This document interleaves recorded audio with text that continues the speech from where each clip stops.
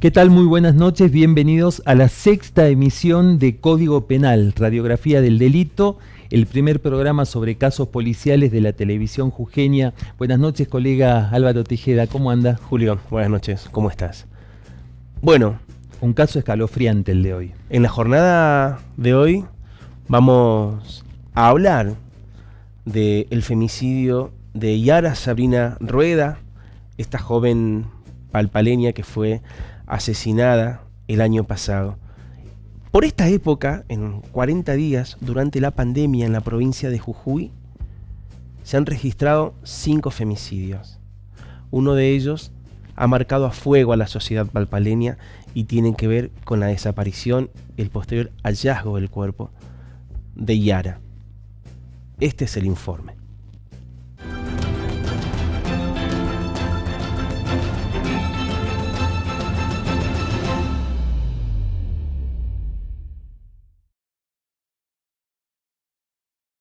El femicidio de Yara Sabrina Rueda. Salió presurosa de su casa para encontrarse con alguien con el que estaba chateando por el mensajero de Facebook. Le dijo a su hermana que iría por unas copias para hacer una tarea del colegio. Tomó su bicicleta, puso en su mochila rosada la billetera y su teléfono celular y salió al encuentro.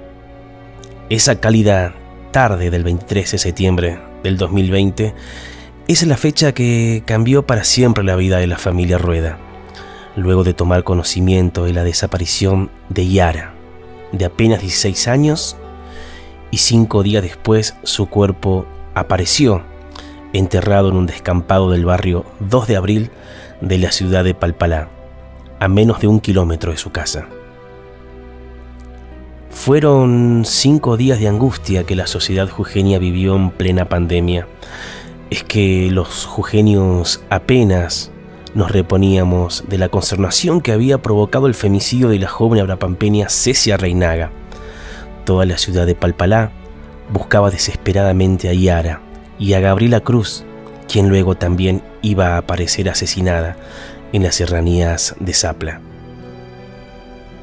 Mónica Cunchila y Juan Rueda no durmieron y recorrieron todos los lugares posibles para dar con su hija y le pedían a los efectivos de la Brigada de Investigaciones que agilicen los trámites de rigor para llegar a lugares que algunos testigos habían mencionado donde podría estar Yara. Más de un aporte testimonial no obtuvo resultado, pero el viernes 25 los efectivos tomaron conocimiento que un adolescente de la misma edad de Yara habría mantenido contacto a través de Facebook con la joven. Los efectivos llegaron hasta la casa del adolescente, ubicada a menos de 900 metros de donde luego fue hallado el cuerpo de Yara, con perros adiestrados, quienes percibieron algo y sumamente inquietos querían ingresar a la vivienda del joven, pero claro, sin una orden judicial, sin una pista firme, les fue imposible. La madrugada del 28 de septiembre, los efectivos del Cuerpo de Caballería hallaron rastros de tierra removida y algunas prendas de vestir en un descampado ubicado entre los barrios palpaleños de San José y 2 de abril. Alertaron de inmediato a los efectivos de la Brigada de Investigaciones y al fiscal de investigación del Ministerio Público, Diego Kusel. El lugar era una especie de ranchada, una guarida de delincuentes, donde el acceso era muy difícil por los matorrales, y en los alrededores había autopartes de motocicletas, billeteras y bolsos desechados. Con el correr de las horas, los efectivos del Departamento de Criminalística y forenses del Ministerio Público de la Acusación desenterraron el cuerpo de una joven en estado de descomposición. Fue hallado maniatado de pies y manos y depositado boca abajo. Llamaron a los padres de Yara, que aguardaban en los alrededores, y minutos después reconocieron las prendas de vestir.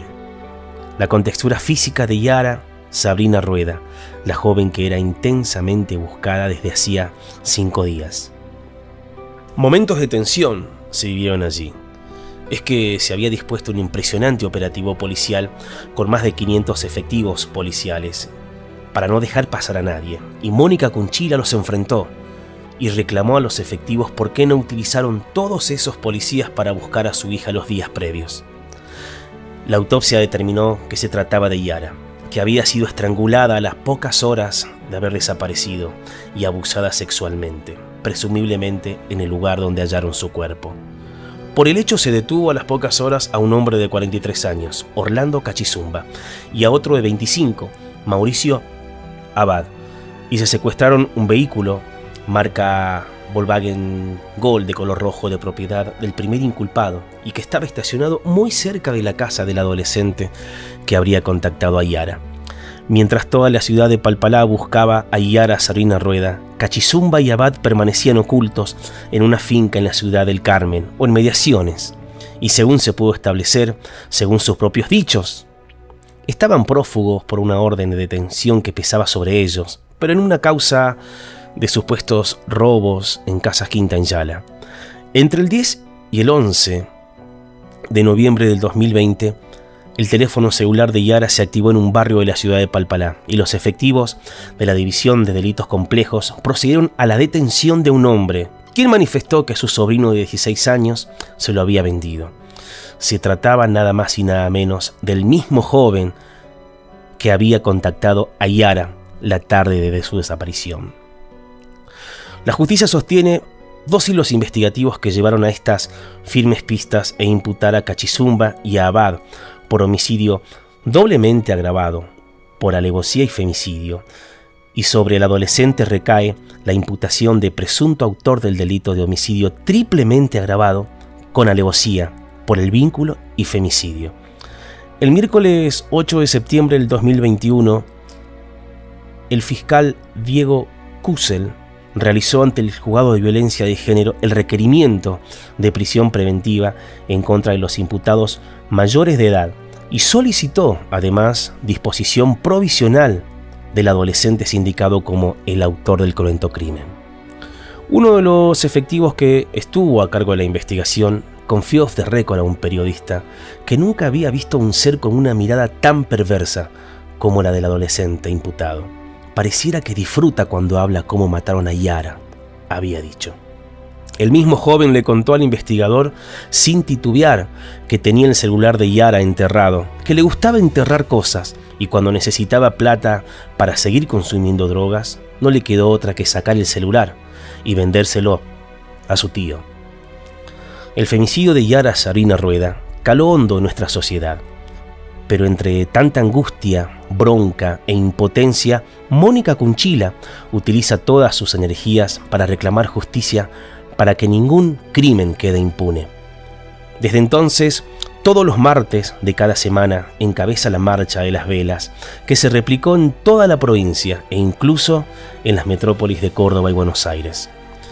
Este 2021 Yara iba a egresar del secundario y los estudiantes de la promoción 2021 del Colegio Nacional de Palpalá realizaron un sentido homenaje y le diseñaron la tradicional campera de promoción para tenerla siempre presente.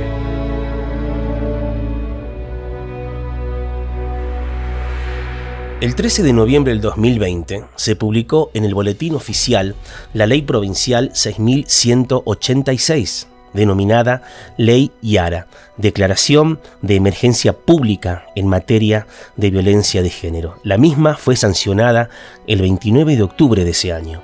La norma establece la emergencia pública en todo el territorio de la provincia por el término de 2 años y a partir de la sanción, que podrá ser prorrogado por 1 mes o 1 año más, tiene el objetivo primordial de paliar y revertir el número de mujeres y personas del colectivo en situación de violencia de género. También establece como autoridad de aplicación al Consejo Provincial de la Mujer. Los padres de Yara, Mónica Cunchila y Juan Rueda, saben que pese al dolor inconmensurable que tienen que afrontar día a día, tienen un propósito, y es no bajar los brazos para que ningún otro padre tenga que pasar por la angustia y el dolor que ellos padecen.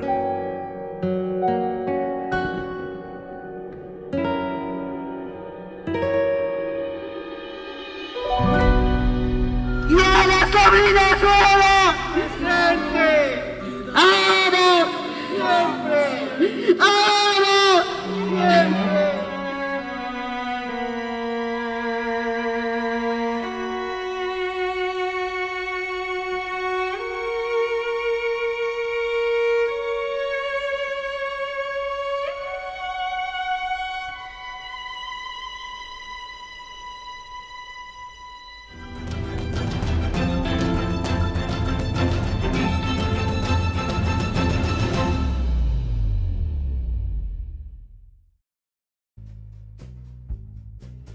La autopsia determinó que la joven fue abusada, que su cuerpo fue semienterrado, y en el hallazgo también han encontrado signos de que podría haber sido violentamente atacada. Por eso los investigadores no descartan que han participado más personas en este hecho, además de estas 3 que están implicadas. Un hombre de 43 años, de apellido Cachizumba, un joven de 25 de apellido Abad, y un adolescente de 16 años, quien habría tenido uno de los últimos contactos en redes sociales con esta joven de 16 años. Sí, el joven es el que habría sido, entre comillas, el anzuelo que logra que Yara salga de su casa para ir a encontrarse con una persona que supuestamente le había encargado un trabajo práctico.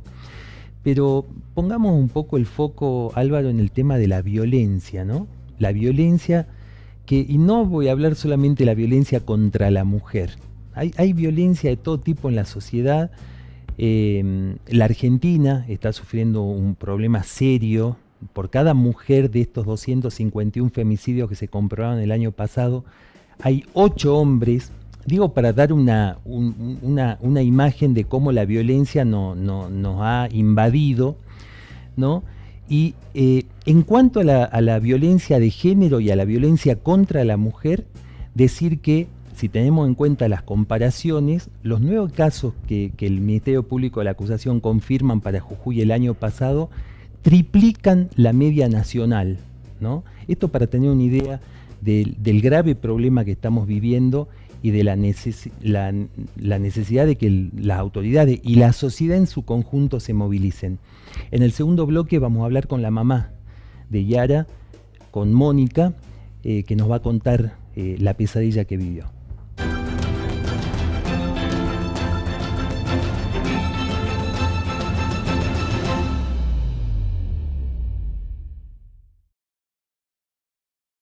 Él se llama Fernando, 52 años, pero a veces puede llamarse Nacho Fútbol y tener 14.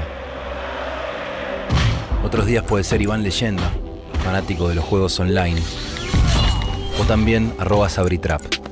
Nacho Fútbol, Iván Leyenda y @Sabritrap son la misma persona, un acosador.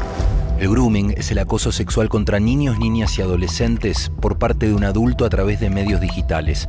Los abusadores utilizan perfiles falsos para captar a sus víctimas en Internet. Habla en familia sobre grooming. Contales la importancia de proteger sus datos personales. Infórmate más en argentina.gov.ar/grooming. Argentina Unida. Argentina Presidencia. Hotel Fenicia. Habitaciones confortables con aire acondicionado, calefacción, wifi y cochera. A metros del centro de la ciudad. Hotel Fenicia, Avenida 19 de Abril 427. Consultas y reservas llamando al 0388 423 1800.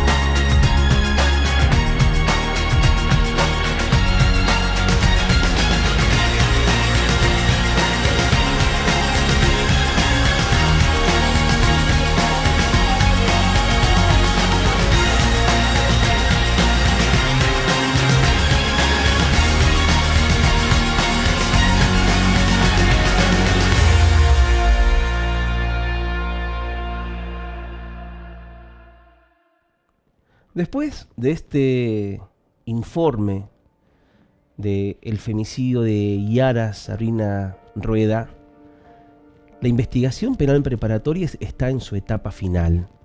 Se ha solicitado la prisión preventiva para las 2 personas mayores de edad que están acusadas y se ha solicitado que el juzgado de menores tome medidas respecto del adolescente también implicado en el crimen. Estamos con Mónica Cunchila. Ella es la mamá de Yara Sabrina Rueda. Mónica, buenas noches. Hola, buenas noches. Buenas noches, Mónica. Buenas noches. Bueno, primero preguntarte cómo han sido estos días. Se está acercando el 23 de septiembre, donde, bueno, fueron unos días de pesadilla que vos y tu familia vivieron. Y bueno, se acerca un año. ¿Cómo han sido todo este bagaje, ¿no? de lucha y de pedidos de explicaciones? ¿Cómo fue? Es una pesadilla. Yo por rato siento de que es una pesadilla para mí. Por ahí llego a casa y veo su dormitorio y digo, ahí está, quizá ahí está. Y no. Pero bueno, peor estos días, que ya llega el 24 y sé que se va a cumplir un año y tengo que despertarme y saber de qué es realidad, de que mi hija no va a volver más. Cuesta y es duro para toda la familia, para mis hijas más que nada, que eran muy unidas. Y bueno, siempre nos abrazamos, nos damos fuerza en las noches cuando de decir ya va a pasar todo esto, tu hermana va a tener justicia.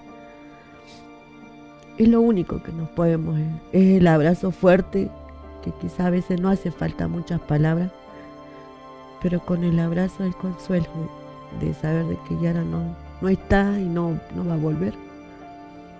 ¿Cómo fueron esas primeras horas? Nos interesa porque ya estaba vigente un protocolo para actuación de la policía y la justicia ante estos casos. ¿Cómo fue en su caso esto que usted denomina una pesadilla? Ay, fue grotesco. Nosotros estábamos trabajando y mi marido la llama, que estaban haciendo tipo 6 de la tarde, porque nosotros es costumbre de llamarla, sino al celular, al fijo, pero para saber, no nos cuidábamos en ese sentido. Y decían que estaban por tomar el té, y bueno, le dijimos que íbamos a llegar un poquito más tarde. Cuando cruzamos la puerta, llegamos a casa, no vi. Hice acostado, porque bueno, ya es costumbre, no estaba la bici de mi hija. Y nosotros siempre que llegamos, chicas, Yara, Candela, salió Candela. Y me dice, no está la Yara. Recibió un mensaje, salió hace rato y no vuelve, papá. Y en ese momento no, yo grité, me empezó a doler el pecho. Y decía, a mi hija le pasó algo, a mi hija le pasó algo. Y mi marido decía, tranquilízate, capaz que está allá. No, a mi hija le pasó algo. Salí, corre. Y él salió corriendo, no demoramos nada. Desde que llegamos entre las 8:30, no. En ese momento, o sea, no es que nos quedamos esperando que llegue, no. Inmediatamente la salió a buscar a la parada de colectivo. No estaba. Y yo no sabía qué hacer. Le digo, ¿qué más sabe? No, mamá, le mandaron un mensaje por un trabajo. Ella salió y me dijo, voy a entrar al trabajo de la escuela. Y no volvió. En ese momento le digo a mi marido que vaya a la brigada, que ponga ya la denuncia, que yo ya voy enseguida. Voy a buscarlo al diputado a su casa para que me acompañe.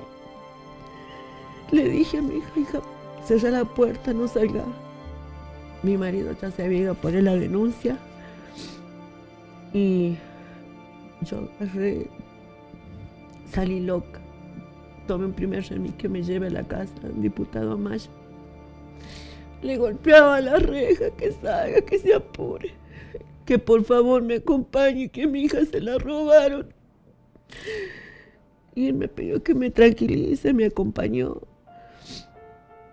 Y le decía a la policía, por favor, ayúdenla. Yo las conozco, las chicas, ayúdenla. Él mismo dice, ¿qué fiscal está de turno? Y le dicen, el fiscal, él llama, que por favor, que la busquen a la nena. Mi marido ya estaba adentro poniendo la denuncia. Yo estaba a los gritos, yo quería que salgan y estaban todos ellos. Tenía ese mal presentimiento ya. Y bueno, después volvimos a casa. Nos dicen que vayamos a la casa por si ella vuelve. Nos vamos a la casa. Estábamos desesperados, empezamos a llamar a uno, a otro, a todo el mundo. Yo empecé a viralizar con mi celular la foto de mi hija, que por favor, si alguien la ha visto, que me diga algo. Lo más chiquito, todo sirve. Nada. Y después llegó la policía. Tarde llegó, no sé. Y me preguntaban si tenía noviecito. Lo primero, bueno, te preguntan también cuando estaban tomando la denuncia, si tenía noviecito, si nosotros habíamos discutido con ella, que si ella tenía alguna otra situación rara. Yo le dije, mi hija se la robaron, mi hija no tenía novio. Le insistí, no tenía noviecito. Mi hija está indispuesta.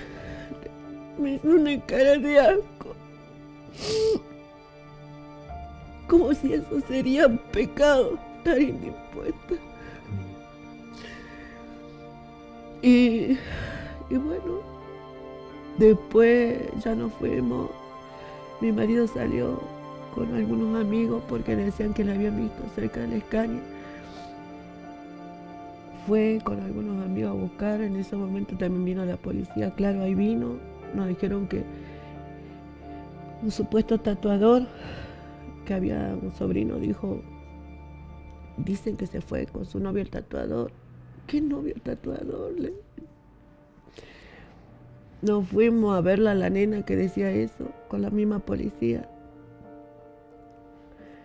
Pero es lo único que ella volvió a decir lo mismo, pero no dio más, no dio más información, fue todo. Y después se fue la policía. Después vienen y te dicen, vieron una nena que entró a un hotel, me muestran el video, esa no es mi hija. Yo conozco a mi hija, esa ropa tampoco tiene ella. Esto la misma noche. Insistían. No es mi hija, no es mi hija, aparte, por más que el video no se vea bien, no es mi hija. Mi nena no tiene esa remera, yo sé qué ropa tiene, qué calzado tiene, no es mi hija. Y así transcurrió la noche, pero fueron lo único. Se fue la policía y esa noche iba y venía de la puerta a la esquina y no vi un patrullero pasar, no vi a nadie, puro delivery. No había nadie y yo seguía viralizando. Tengo a mi primo que es comisario, le digo, por favor, ayúdame, ya no sé. Me decía, pregunta a tu hija, pregunta. Yo le pregunté a mi hija, mamá, no tiene novio la Yara, mamá. Mira, esa noche yo vi el cielo y no me olvido más.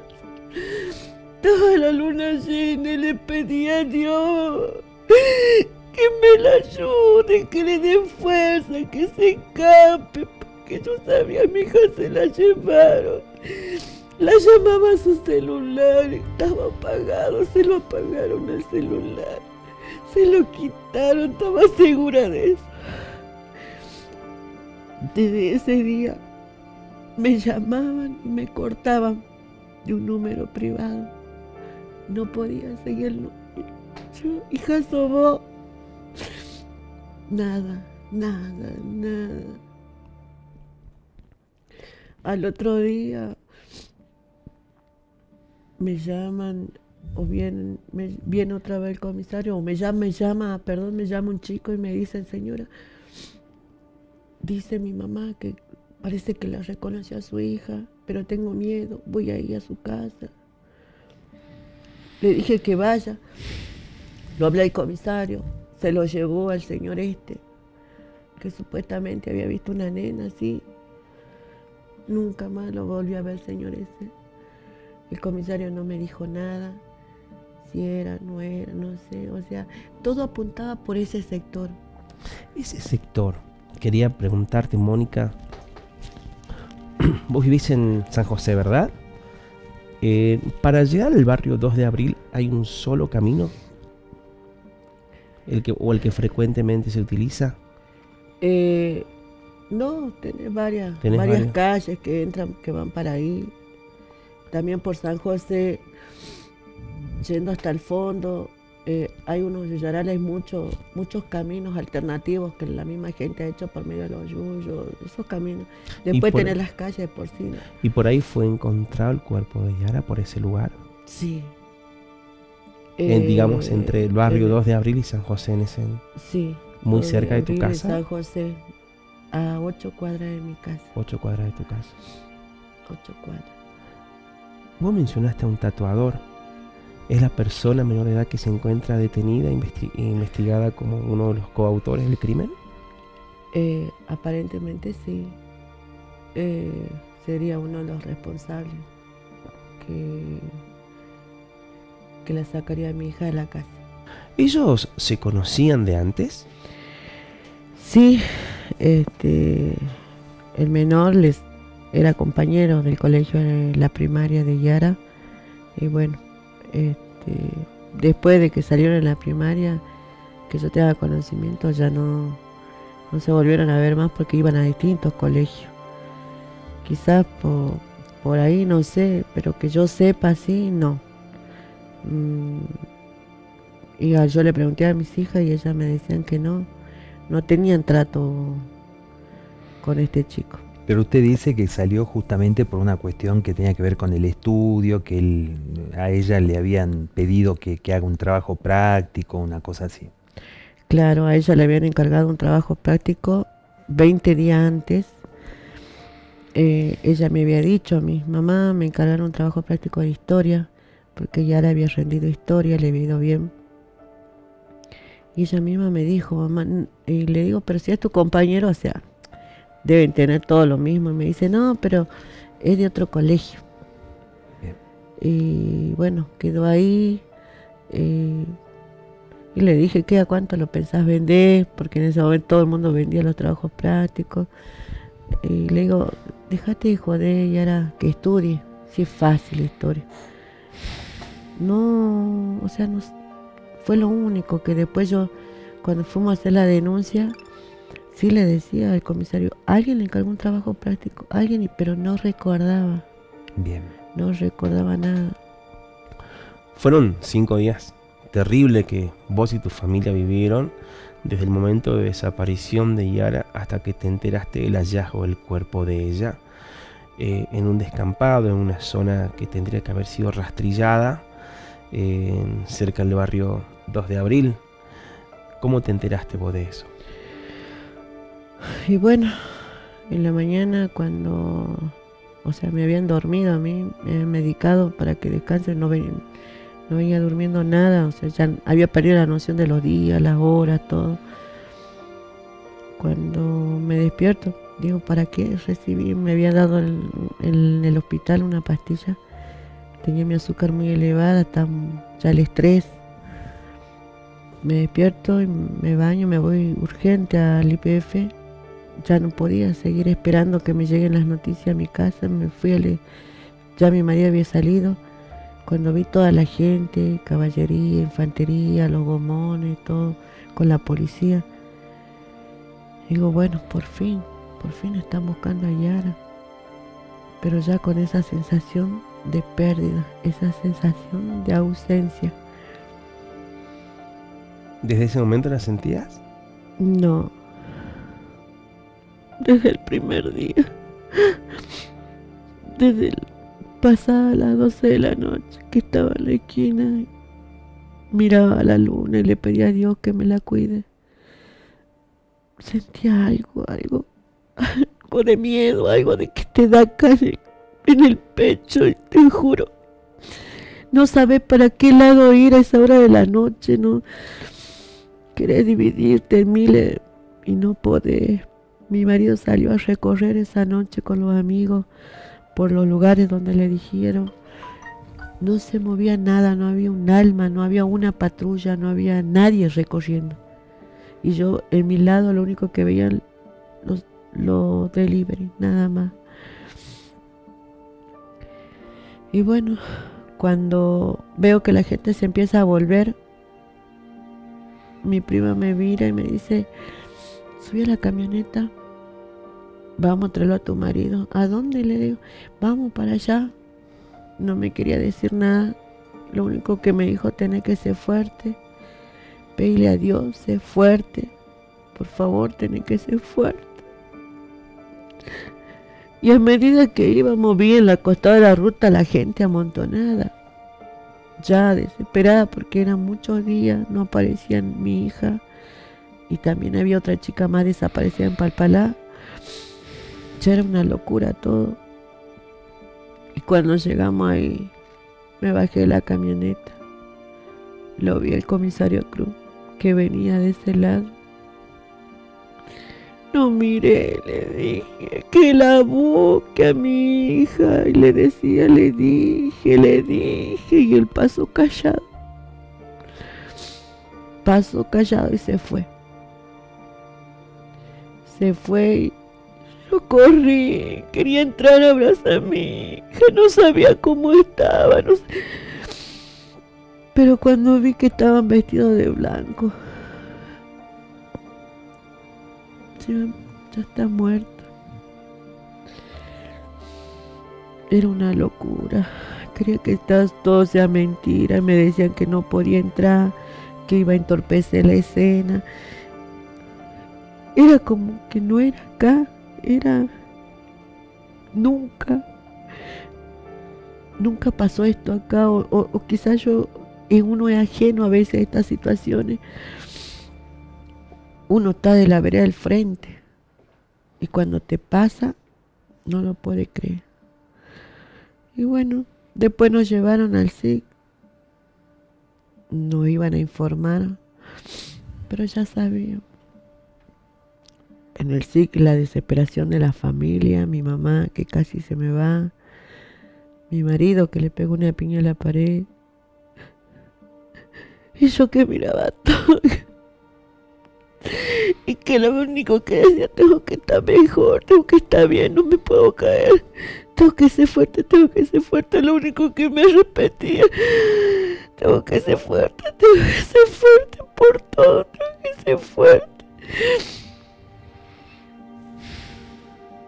Y ahí comenzó todo, los preparativos para un velorio, algo que uno no está preparado nunca para esas cosas. Obviamente.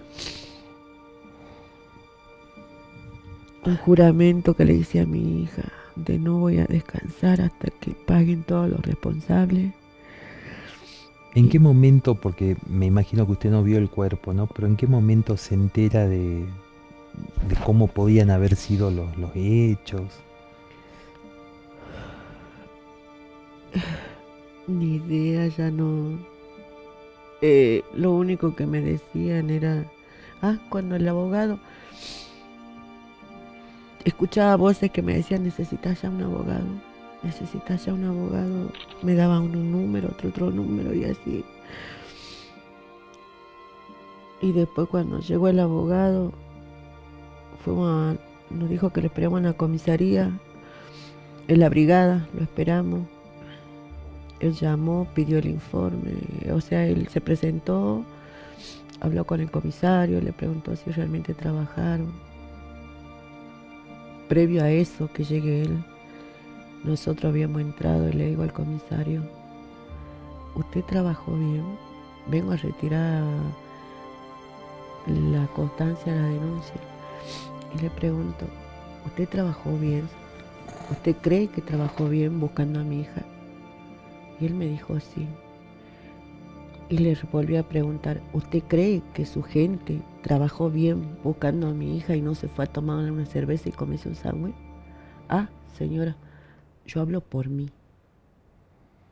Pero sin embargo, cuando llegó el abogado, volvimos a ingresar. Y sin saber, el abogado le hace la misma pregunta que yo. ¿Ustedes creen que trabajaron bien? Sí, todos trabajamos bien. Sin embargo, minutos antes se ponía primero el salvavidas y los otros que se hundan. Cuando lo vi estaban todos adentro y yo misma le dije a él, ¿por qué no todos están buscando a Gabriela Cruz si también sigue desaparecida? ¿Y qué me dijo? No puso la denuncia acá, puso la denuncia en otro lado. Mira vos.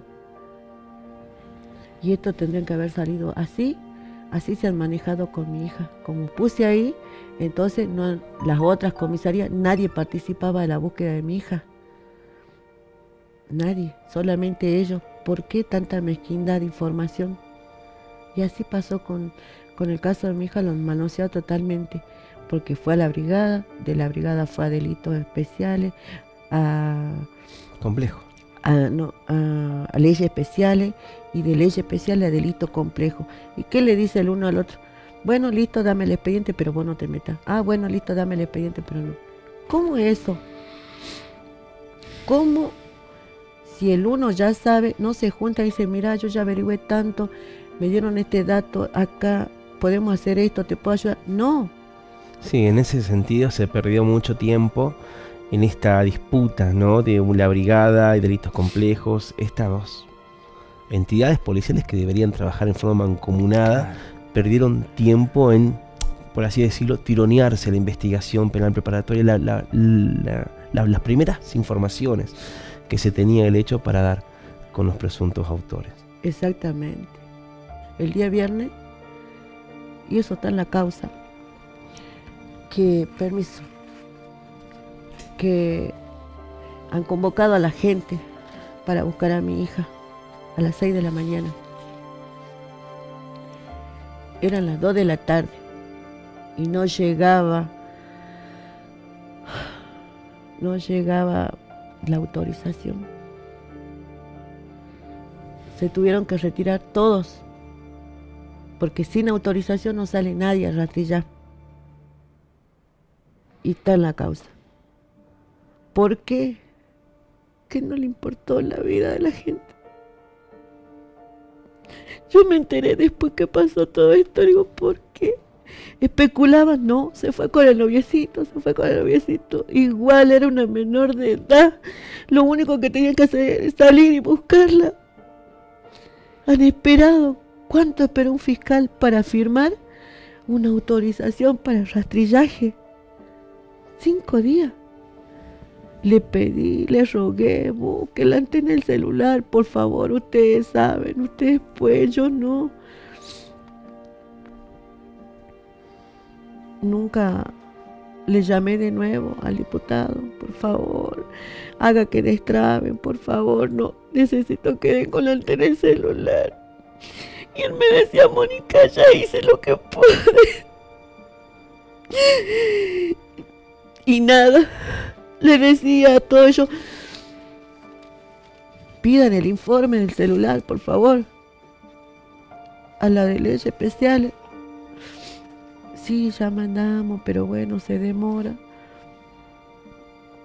Al de delito complejo, ya mandamos. Es fin de semana, no trabaja nadie. ¿Cómo me va a responder? Es fin de semana y no trabaja nadie. Cuando el expediente de mi hija pasa a delito complejo con el comisario Rodríguez, yo estaba ahí, me estaban tomando el tema en los celulares de mi hija y entran 3 oficiales más, creo. Y le dicen, ¿ustedes 3 nomás van a trabajar este fin de semana? Sí, dice. Los otros estaban por COVID y bueno, somos nosotros nomás. Eran como 8, 9. No había más gente. Les digo en ese momento, vieron una bicicleta, parece que la de mi hija, le doy. Dice, ¿quién va ahí? Y se miraba, bueno, vamos nosotros 3. Salen, estábamos en Alto Comedero, salen tan despacio en tanto comedero, ¿por qué no llamaste a la policía de acá, de Palpalá, y decís, che, parece que han visto, vayan y fíjense a un moto policía? ¿Por qué? ¿Por qué tanta mezquindad? Han esperado los 5 días para que aparezca en estado de putrefacción mi hija. Un fiscal, no sé a quién le corresponde, pero nunca han firmado para hacer un buen rastrillaje. Mónica,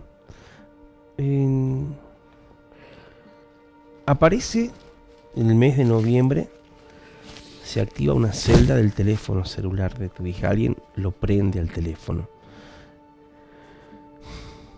¿Cómo reaccionaste cuando te enteraste que era el amiguito de Yara el que tenía el teléfono? Yo me quería morir. Su mamá me fue a ver a mi casa. Su mamá me decía que lo querían inculpar a él y yo no entendía nada porque después... ¿Eso te decía la madre del muchacho que está detenido? Eso me decía su mamá. Su mamá fue a mi casa, su mamá... Fue un día de novena que llegó tarde y después, cuando me enteré que era él, empecé a recordar muchas cosas y me empezó a cerrar las cosas. No sé por qué su mamá fue a mi casa. O sea, ¿qué vas a pensar? Su mamá y su papá fueron a mi casa.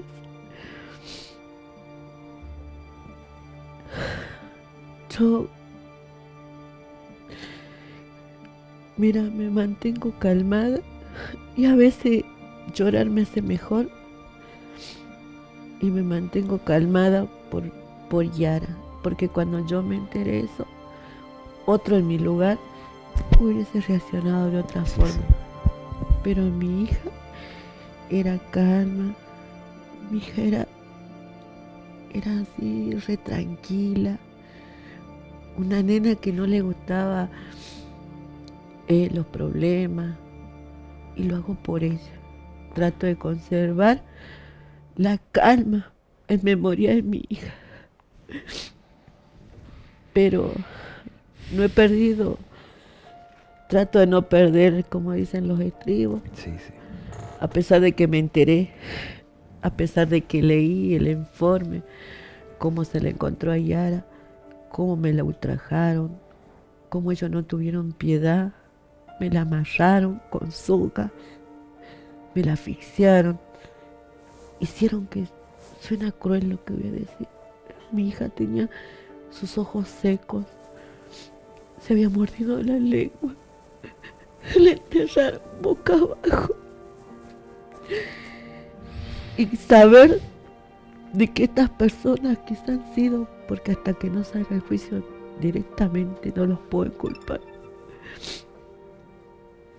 No tiene perdón de Dios, pero conservo la calma. Voy a seguir conservando la calma en memoria de mi hija. Voy a seguir haciendo las marchas tranquilas, las marchas de las velas, porque ella era así, ella era calma, ella era tranquila. Y sabes que la investigación está en una etapa decisiva en donde va a llegar un momento, esperemos que sea pronto, en donde se eleve la causa a juicio de una vez y vas a tener que estar ahí, lo vas a tener que enfrentar a los presuntos asesinos de Yara. ¿Visualizaste ese momento? sí, sí, me imagino que me dijo el abogado, vas a tener que escuchar muchas cosas, vas a tener que verle la cara, pero como te digo, voy a contar hasta 100, voy a contar hasta 10, lo que sea necesario, pero por memoria de mi hijo. Yo sé que otro padre, uno siempre dice, te tocan un hijo y te vuelves loco. Pero por Yara lo voy a hacer y por mis otras hijas, porque me queda más por luchar. Me quedan 3 hijas más que necesitan una mamá y un papá fuerte. Yara no está. Y cuando a Yara la asesinaron, Yara marcó un cambio. Y ese cambio es salvar más vidas. Le costó la vida a ella. Pero eso, su memoria merece que se la recuerde bien. Que basta de violencia de género, basta de asesinar mujeres. Hay que recordar que desde el año 2017 existe este protocolo, ¿no?, en la provincia, que se dio justamente porque en algún momento también hubo, Jujuy tiene una pandemia con el tema de la violencia en general, no solo la violencia contra las mujeres, y sin embargo no conocían cómo aplicarlo, por lo que usted cuenta. Exactamente, no conocían. Yo pregunté, amigos policías, a todos les llegó el PDF después de que yo grité, después de que yo en una conferencia de prensa dije, este es el código rojo que le hubiese salvado la vida a mi hija. Pero si hubiese sido la hija del ministro, la hija de un gobernador, hubiesen usado todos los recursos necesarios para encontrarlos con vida. Hubiesen reventado la casa de cualquiera, pero iban a aparecer con vida. Un protocolo que después de que asesinaron a Yara, a todos los llamaron. Y pude ver en el celular, yo misma le pasé también a otros policías. Y eso también está en la causa. Le pasé por PDF el protocolo del código rojo y me decían, no sabíamos, no los capacitan. ¿Para qué hacen cosas que van a cajonear, que van a guardar, que le pueden resguardar la vida a la gente? ¿Para qué hacen leyes entonces si van a estar todas cajoneadas y no las van a hacer cumplir? Nosotros necesitamos cosas que si ellos hacen, que las muestren, que sean activas, que no sean huecas. ¿Alguna autoridad se comunicó con usted después del caso?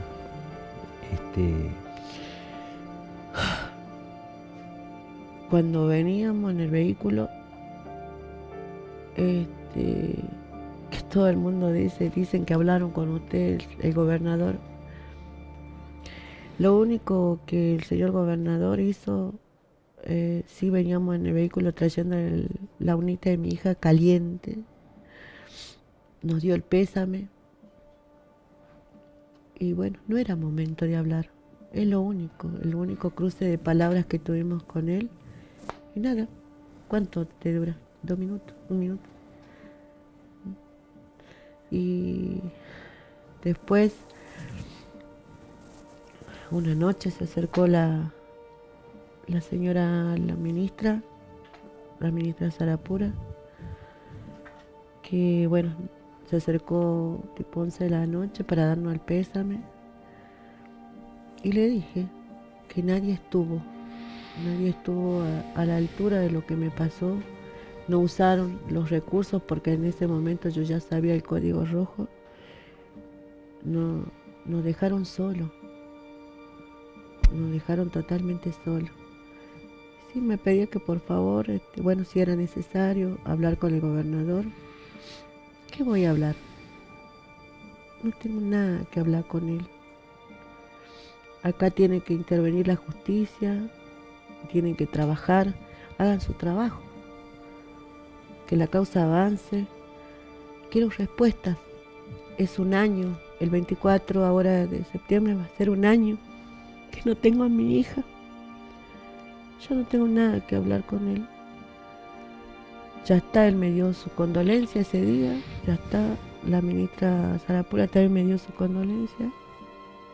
Ya está. Quiero que se resuelva el caso de mi hija nada más. Y así muchos casos, ¿no? No nos olvidemos que el año pasado, en pandemia, era de terror salir a las calles. Tenían miedo todos los papás, todas las mamás. Y yo creo que hasta el día de hoy, porque no saben si van a volver. Estas cosas no tienen que suceder. 5 femicidios en el 2020. 5 femicidios que no se pueden olvidar así nada más. Y nada, eso me dejó mi hijita. Y ahora quizá marcó el antes y el después.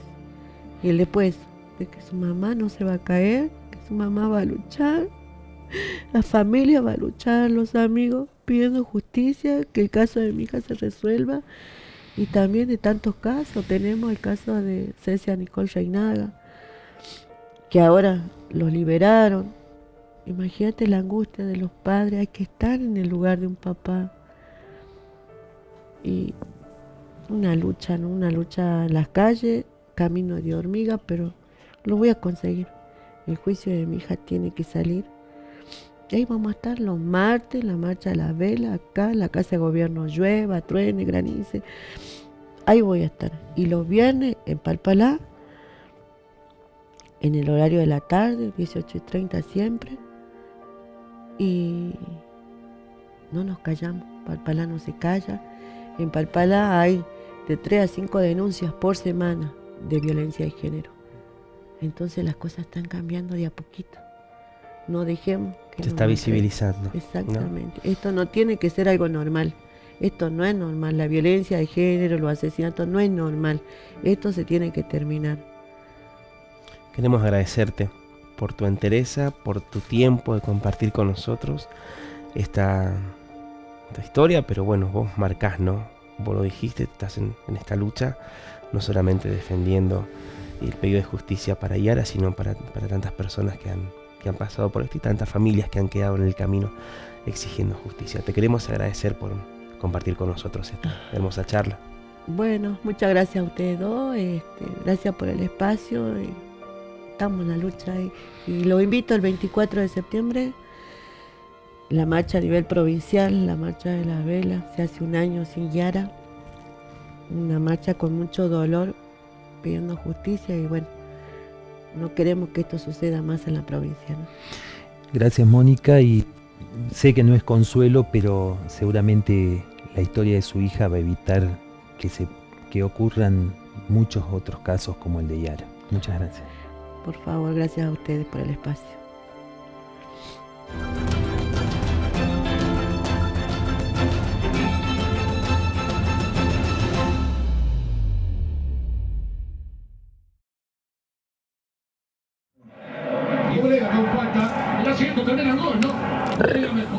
Es una vergüenza esto.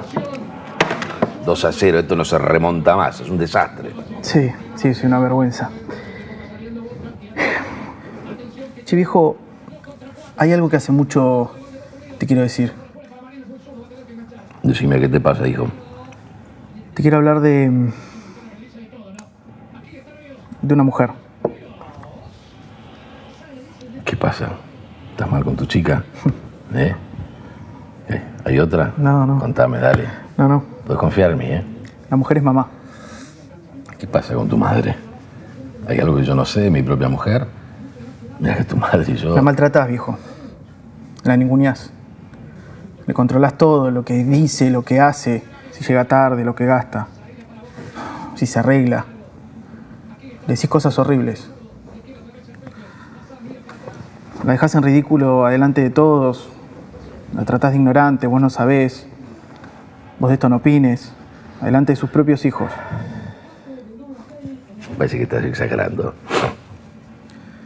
Yo pensé que esto de ser un poco duros, indiferentes, era de los hombres, pero ¿sabes qué no? Es maltrato. Es violencia. Pero qué bárbaro. Me tienen harto con esta cuestión del feminismo, pero podrido me tienen ya. Ahora resulta que todo es violencia. ¿Qué pasa? Es esa chica con la que estás saliendo que te está llenando la cabeza, ¿no? No, viejo. Lo que me llena la cabeza es la tristeza de mamá. Y esto no es de ahora. Es de toda una vida así. Y vos estás seguro de que no te va a dejar porque te quiere. Y no se anima. ¿Y sabes qué? Ojalá se animara. Sí, pero yo a tu madre la quiero. ¿No? Sí, pero la querés mal. Bueno, es mi forma. Bueno, cambia la forma. No sé. Y si tanto la querés, Trátala con respeto, con amor, con cariño. El maltrato es como vivir en una jaula, con el techo encima o sin aire.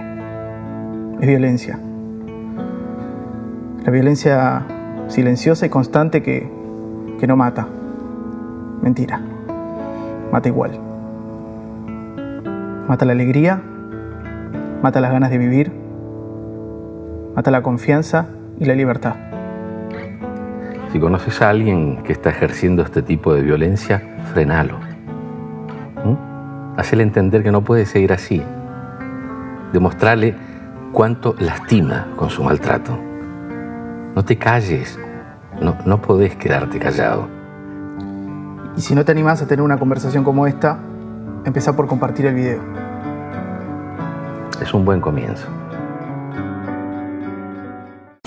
Hotel Fenicia. Habitaciones confortables con aire acondicionado, calefacción, wifi y cochera. A metros del centro de la ciudad.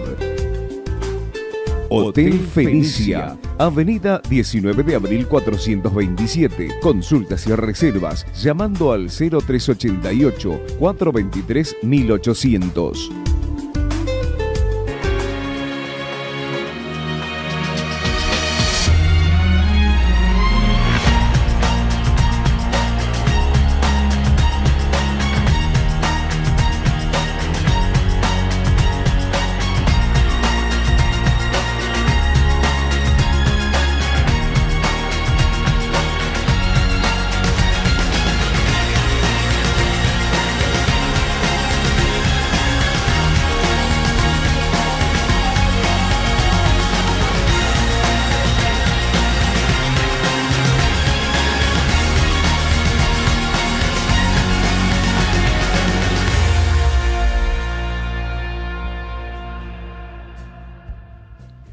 Bueno, después de una historia tan tremenda, la verdad que como les decía, escalofriante, vamos a contarles algo con un poco un tono distinto, ¿no?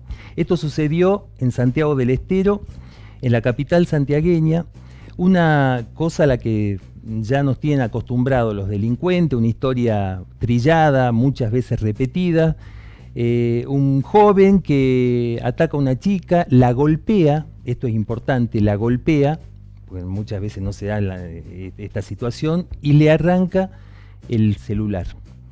Bueno, desaparece, la chica va y hace la denuncia, y días después se contacta a través de las redes sociales una persona, supuestamente una prima, ¿no? Y le dice, bueno, yo tengo contacto con la persona que te robó el celular. ¿Qué estarías dispuesta a hacer? Le dice, ahí viene la gran pregunta, ¿qué estarías dispuesta a hacer para recuperarlo? Por supuesto, la persona desprevenida le dice, bueno, sí, tengo que entregar alguna suma de dinero. No, dice, yo he podido hablar con esta persona, él dice que sos linda, entonces dice, te propone que si vos lo querés recuperar, bueno, un encuentro sexual, en todo caso ustedes lo tienen, y después cuando esto termina y ya está hecho el pago, yo te devolvería el aparato.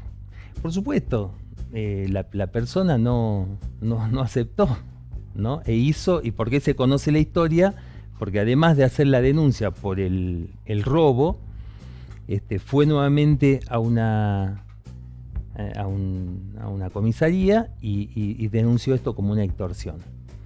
Bueno, como yo digo siempre, ¿no? La maldad no descansa, ya cada vez conocemos cosas más descabelladas, ¿no? Y que no dejan de sorprendernos. ¿Dónde ocurrió esto? En Santiago del Estero. Santiago del Estero. Dicen que los santiagueños son lentos, son dormilones, pero algunos vuelan, ¿no? Por lo que veo. Bueno, llegamos al final de esta edición. Nos vamos a reencontrar el viernes que viene a través del Facebook Live de El Tribuno de Jujuy, y también podés seguirnos en el canal de YouTube de El Tribuno. Julio, buenas noches. Un gusto.